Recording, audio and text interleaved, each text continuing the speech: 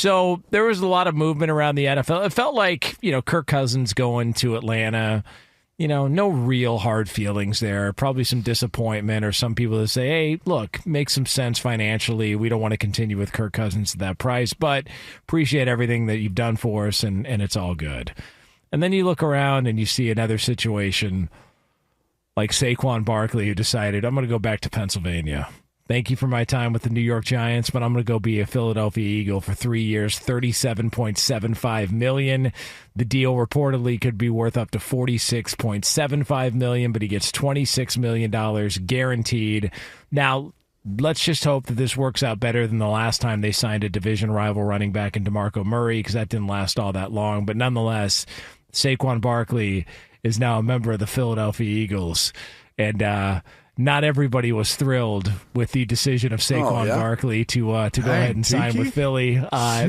Tiki Barber, former NFL running back, longtime New York Giant, he was on WFAN, and, well, this is how it played out. Saquon has already taken to Twitter himself to say thank you to everyone who's shown me love and support over the past 6 years. Forever grateful. Excited for the next chapter. Blue heart emoji. Peace. Okay, right. Blue heart emoji. I'm looking at He's dead to us now. Yeah, say it. He's dead to us. Because he won't say it. You're dead to us, Saquon. Good luck. You're dead to me. Yeah.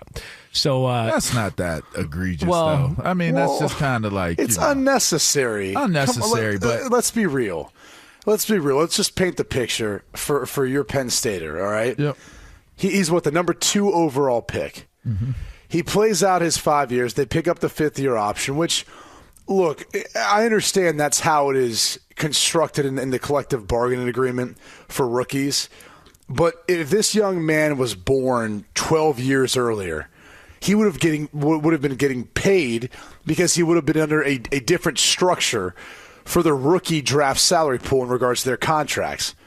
So the first issue is it's a little bit unlucky, some of the changes that have been made to the rookie contracts. But I digress. They pick up the 5th-year option. He plays under it. Usually a guy of his stature, a guy who's a Pro Bowl caliber player, he's not going to play under the 5th-year option. They're going to get him an extension. Giants didn't. Then he plays under 1 year under the franchise tag. Okay, so 6 years he's in the league with this team, and they don't commit to him long-term, reportedly didn't even make an offer, and you're blaming this young man for choosing to go somewhere else where they're willing to give him the offer that he's looking for his own financial security? Man, come on, Tiki. He should know better than anyone else as a running back. Like, all bias aside, this is about a young man trying to get his financial security.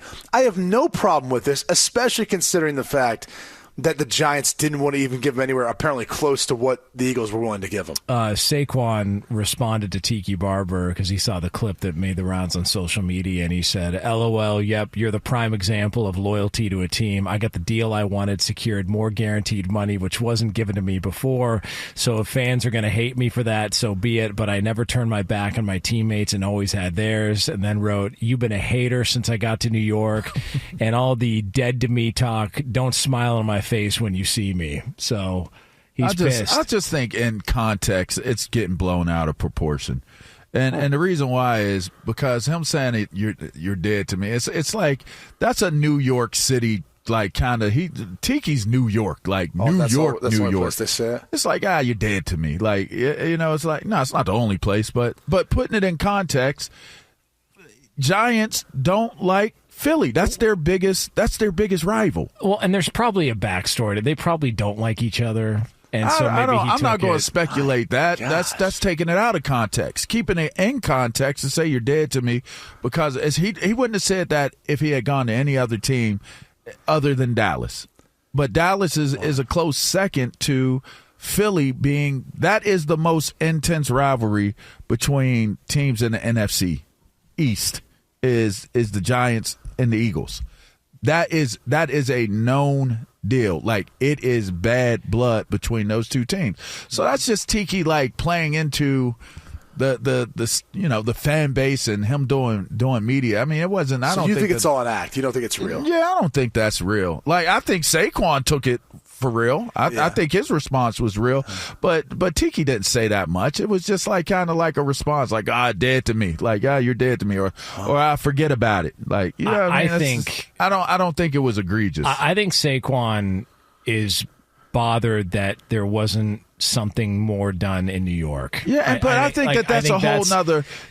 But that's a whole nother conversation, which I think is 100% accurate. I think he's really disappointed. I think he's disappointed. Them both together, though. I think he's disappointed, and I think his reaction to it is like, man, don't come at me. All I wanted was to stay in New York and get something done. I tried. And I came back. Legit. I played the game last year. That's legit. Didn't miss a single day. I could have held out, and then it turned into this. And to Brady's point, they didn't even reach out to make an offer. And you know why he went to Philly? Not only because of the money that they gave bye, Felicia, is because he gets to prove to them why they should have kept him. Hell twice a he year. Does. By the way, Tiki, I did it. All-time record as a New York Giant versus the Philadelphia Eagles. He was 12-8 during the course of his career in the regular season. In fact, had a nice little streak to begin his career. I don't think they lost for the first seven matchups, maybe 6 matchups, something like that. But 12-8 overall in the regular season, postseason 1-1 against the Eagles. So bye, Felicia. Yeah, and actually his final postseason game was a 20-23 loss. Although Tiki played pretty well. It was my teammate. Pretty good in that game. My teammate. Anyway, just add a little context to it. I do think you have to lump in the Giants and the Daniel Jones situation because it did immediately impact him. If they didn't play out the scenario the way they did, if they just picked up the 5th-year option on Daniel Jones, they wouldn't have been in the predicament of trying to place the franchise tag on one of the two and give the other the long-term deal. For starters, they would have had a little more cap space because the 5th-year option wasn't going to be as much as what the tag would have been on Daniel Jones, at least from a negotiating tactic and standpoint.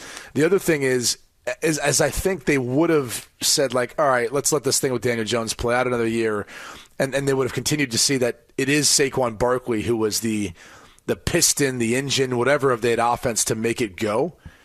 And that would be that I think directly impacted him. I mean, he thought he was hitting the free agent market last year when he didn't get the deal he wanted from them. But Daniel Jones agrees to that deal, which no fault to him. How could you turn down $80-some million guaranteed on a 4-year, $160 million deal? He's not going to turn that down. So he accepts the deal, and then Saquon Barkley ends up getting the tag. So it kind of did directly impact him, and the frustration of Jones getting injured and the season going all for naught and that whole scenario, it's hard not to harbor probably some tough emotions in regards to how he was impacted by it. And he performed this year and stayed healthy. Yeah. Despite all those things. Despite all of those things. So I get it. I get both sides of it. If you're a Giants fan, it's like we didn't do what we were supposed to do to keep Saquon on the team. We definitely jacked it up. But then it goes wrong with a Giants fan when it's like, okay, so you're going to go to Philly?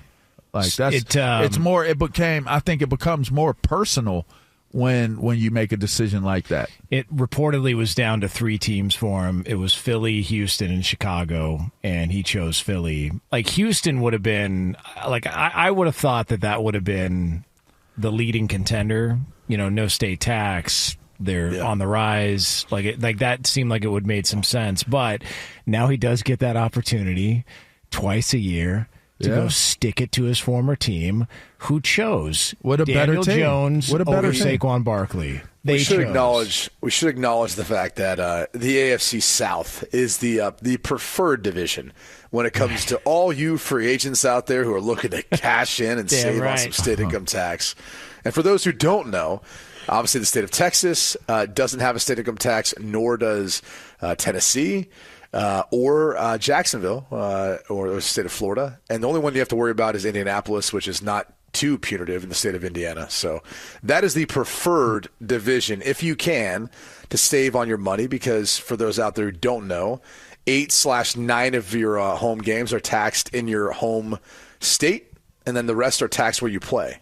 So that's where you get a little extra bump by getting at least 2 of those games in a no state income tax state, which I does make a difference for folks out there who are wondering. I never realized that until David Anderson told me. I was like, "Were you pissed you got drafted by the Texans?" He goes, "Well, I was a little annoyed at first because if you go undrafted, you get to pick to where you want to go." He goes, "But then I learned the business of football real quick and realized, oh, that's not bad. Like you end up saving a lot of money based on where you're playing and how you have to travel." But do the math on it. Like, look at Cousins' deal. You got $100 million guaranteed at signing, right? He saves 5% of that. That's the difference of him signing in the state of Georgia versus him signing in the state of Minnesota. On average, I mean, I'm not doing their away games and factoring in that math, but that's $5 million on $100 million. Like, that's significant savings. Yes, it is. Yes, it is. Yeah. I mean, it's probably enough to have you, in general, if someone offered you 105 or someone offered you 100, you'd say, well, I'm going to take the 105, right? Yeah. And that's why, like, there's a lot that goes into these decisions with players. In regards to Saquon, if it was anything close to what Devin Singletary got offered, obviously, to sign back in Houston, then clearly he got a much better deal in Philly. But you'd have to imagine he knew he was going to, I guess, promote a little extra resentment towards him or a little extra smoke with making this decision to play the Giants twice a year. Look, he did his part. He did everything. Yeah, he did. And they made a decision, and they made that decision last year.